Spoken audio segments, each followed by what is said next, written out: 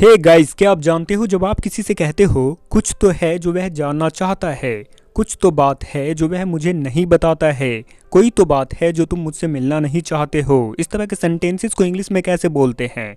अक्सर हमें daily life में इस तरह के सेंटेंसेस बोलने होते हैं। अगर आप नहीं जानते हो तो इस वीडियो को एंड तक देखिएगा। इस वीडियो में मैं आपको इस तरह के सेंटेंसेस को बनाने का बहुत ही आसान सा तरीका बताने वाला हूँ। तो चलिए इस वीडियो को स्टार्ट करते हैं एंड सीखते हैं।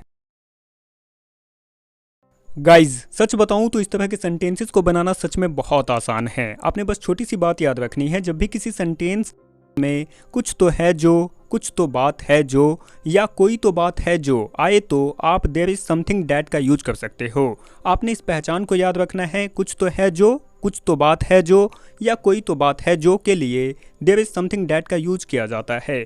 अब समझना ये है कि देयर इज समथिंग डैट का यूज करते कैसे हैं। तो आपने इस छोटी सी बात याद रखनी है। जब भी किसी सेंटेंस में आपने कहना हो कुछ तो बात है जो या कोई तो बात है जो, तो सबसे पहले आप लिखेंगे देयर इज समथिंग डैट। इसके बाद आपने अपना सेंटेंस लिखना है। आपने इस बात को याद रखना है। देयर इज समथिंग डैट के बाद आप अपना सेंटेंस लिखोगे। There is something that plus sentence. आइए कुछ एग्जाम्पल्स के साथ इस बात को और अच्छे से समझते हैं। हमारा पहला एग्जाम्पल है, जब आप किसी से कहते हो कुछ तो बात है जो वह जानना चाहता है, या आप इस तरह कहते हो कोई तो बात है जो वह जानना चाहता है। इस सेंटेंस को इंग्लिश में बोलने के लिए सबसे पहले आप लिखोगे कुछ तो बात है जो, देयर इज समथिंग डैट, वह जानना चाहता है, ही वॉन्ट्स टू नो। कुछ तो बात है जो वह जानना चाहता है, there is something that he wants to know.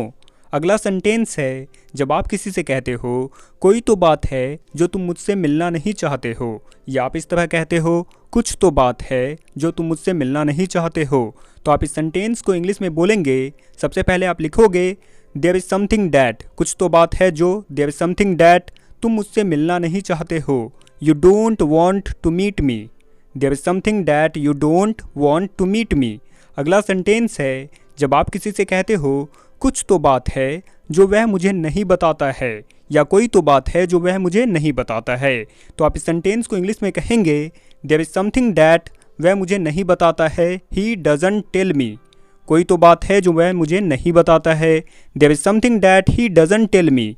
अगला सेंटेंस है, जब आप किसी से कहते हो कोई तो बात है जो वह आत्महत्या करने की कोशिश कर रहा था, तो आप इस सेंटेंस को इंग्लिश में कहेंगे कोई तो बात है जो, देयर इज समथिंग डैट, वह आत्महत्या करने की कोशिश कर रहा था, he was trying to commit suicide. There is something that he was trying to commit suicide.